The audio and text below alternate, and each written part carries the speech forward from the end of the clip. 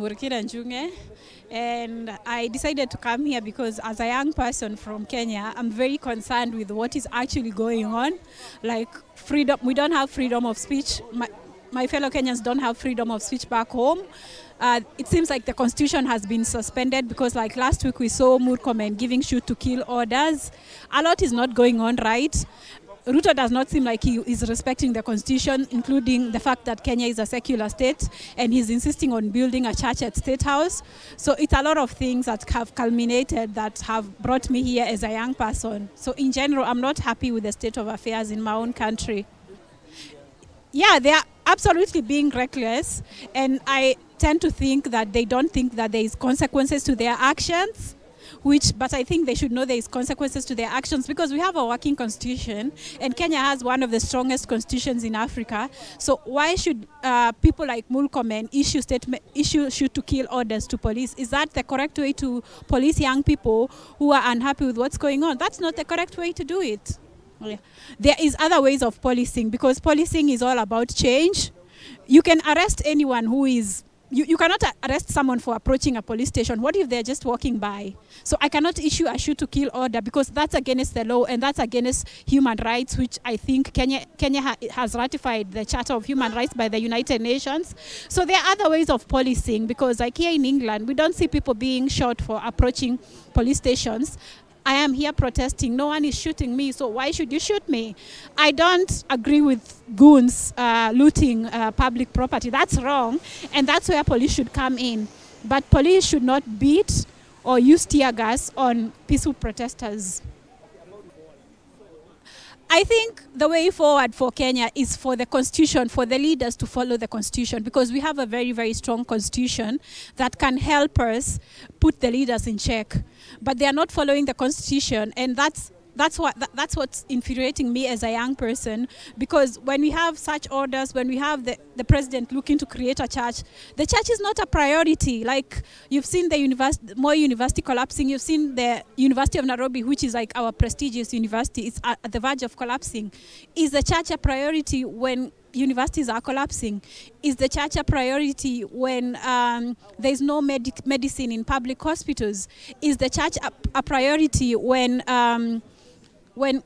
free primary education is just about to be scrapped off? Is that a priority really? Like we need like a church cannot produce engineers, a church cannot produce doctors. Universities produce engineers and doctors. So when you kill universities, when you kill the education system and prioritize religion, what are we supposed to do with religion?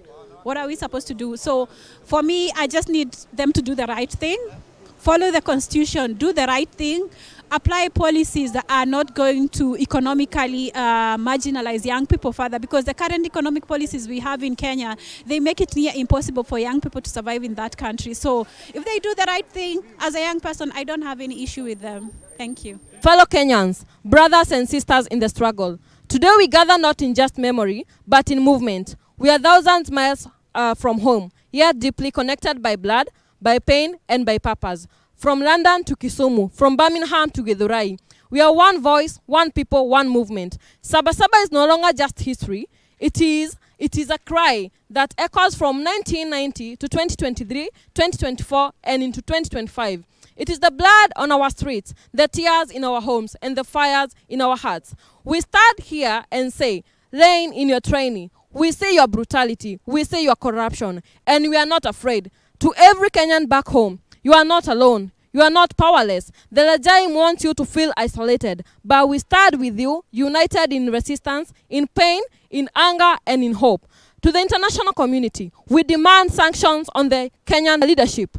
Freeze their accounts, block their visas, show them impunity has consequences. Brutality is not governance. Murder is not leadership. We ask, why did Kipchumba Murkomen give a shoot to kill order? Why was Wanjiko Vega rearrested after court release? Why was Boniface Karaoke shot dead while selling face masks? Why did Ian Muhindi die defending his own country at his home? Why are girls in Mweki met with bullets for protesting a rape case? We ask further, why are the police protecting goons while shooting peaceful citizens? Why are hospitals collapsing, children learning under trees, where the president proposes building a church in a state house worth 1.2 billion. Is this leadership or mockery? Is this governance or religious hypocrisy? This regime has weaponized everything, has weaponized poverty, criminalized our protest, abducted our youth, silenced truth with bullets. We say enough is enough.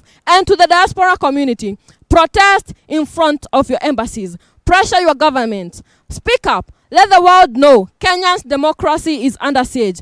To the international donors and allies, you cannot claim to support democracy and fund dictatorship. We demand hashtag sanction Murkomen, hashtag sanction Lagat, hashtag sanction Kanja, hashtag freeze aid, hashtag defund DCI technical assistant, hashtag stop police brutality and police persecution, hashtag stop assassination of activists, hashtag stop framing charges on activists, stop abduction. We remember the dead. We fight for the living. We speak for the silenced. We are tired. We are angry. We will not be silenced. This is our country and we are taking it back.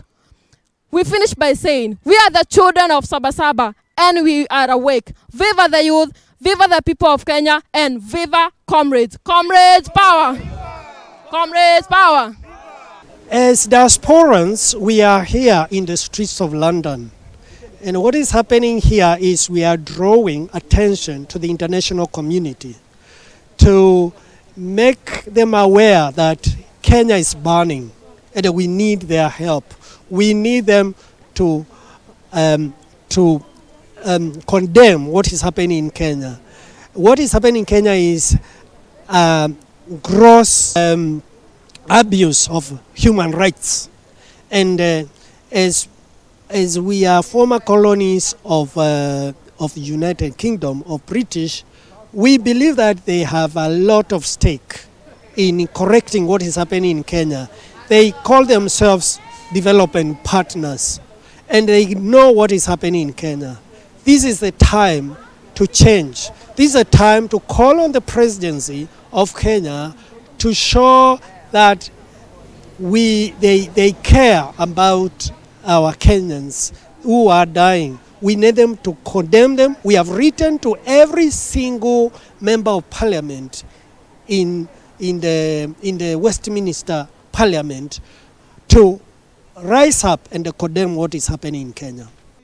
Hello, my name is Nancy from Coventry. I'm here to support the 7-7, supporting our children to be in solidarity with stop the police brutality and all the other bad things that they are doing in Kenya. We want our Kenya back. Dennis Otieno, Emmanuel Tata, Joshua Ombati, Kevin Ochieng, Anthony Masharia, Denzel Omondi, Kennedy Ondiambo. Everybody say wont. I said everybody say wont. I said London say wont. Aha, you know what time it is. Kenya's in the building right now.